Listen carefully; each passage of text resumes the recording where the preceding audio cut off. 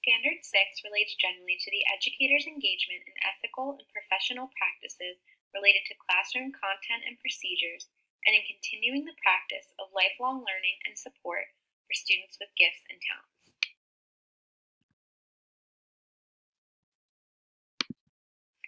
This slide provides images that relate to my personal philosophy in ethical and professional practice. First and foremost, it is one that is inclusive. This means that my practices are unbiased in regards to socioeconomic, racial, cultural, and linguistic factors, among others. Students' strengths, weaknesses, abilities, disabilities, and personal backgrounds are all considered and included within my practices. Second, it is one that is evidence and data-based. This means that evidence and data on both students' needs and abilities are considered in practices through analysis of multiple assessments.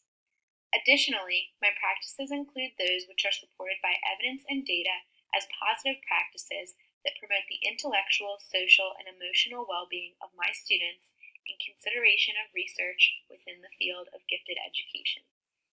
Finally, it is one that is standards-based. The main standards that I focus on in my practices are the National Association for Gifted Children's Standards, the Common Core Standards, specifically those relative to the state of Delaware, and the College Board's Advanced Placement Program standards. These three sets of standards work in conjunction to allow me to follow in practices that support rigor, depth, and complexity, and measures by which to evaluate student learning.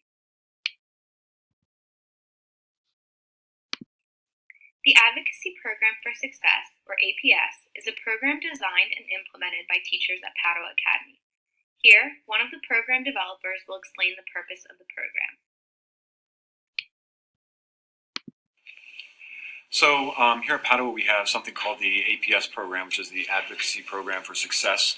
And essentially, we have these mixed grade level groups that meet with an advocate, and they discuss kind of non-academic skill sets like confidence and self-awareness and sincerity and other aspects like that. And so Ms. Pugliese is involved with that in our program, in our school, and most of the teachers, in fact, are.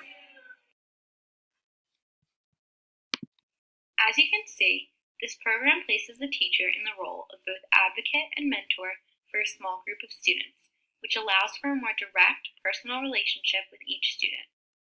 Image 3 names and defines the program's 7 qualities of student success, which are ambition, authenticity, curiosity, fortitude, gratitude, self-control, and social intelligence. These qualities aim to help students' effective development. As shown in Image 4, the role of advocate is to guide students through activities that help them foster these qualities and to advocate for the students and their needs within the school based on discussions that happen in these small groups and one-on-one.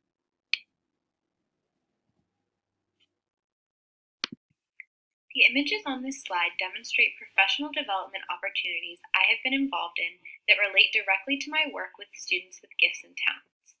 Image 1 is of Dr. Karen Hess, a professional in the field of education who works with teachers to utilize cognitive rigor and learning progressions for both formative and summative assessments.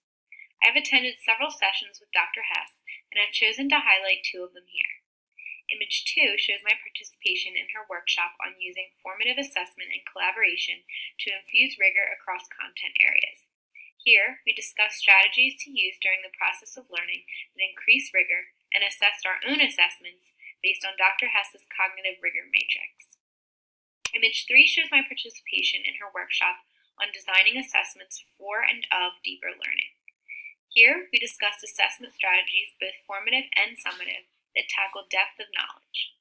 In addition to Dr. Hess's workshops, I also attended the College Board's Advanced Placement Summer Institute in Lewis, Delaware. Here, I was trained on AP standards and assessments and collaborated with other teachers from the tri-state area to create AP-level activities and assessments through world history content.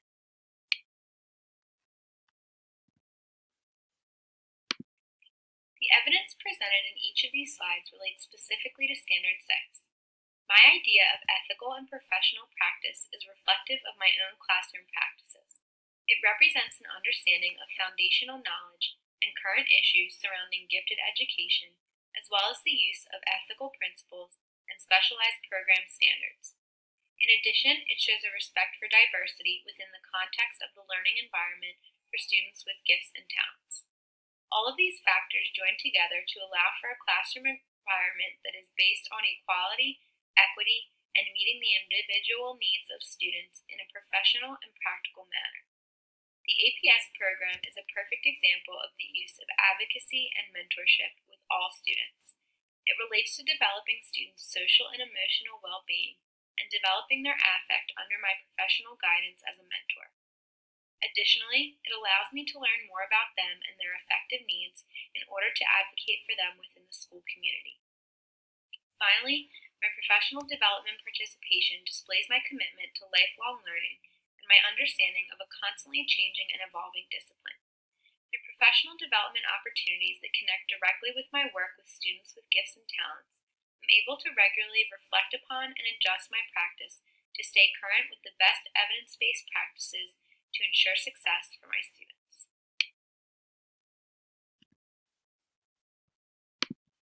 Standard 6 allowed for much reflection on my own practices.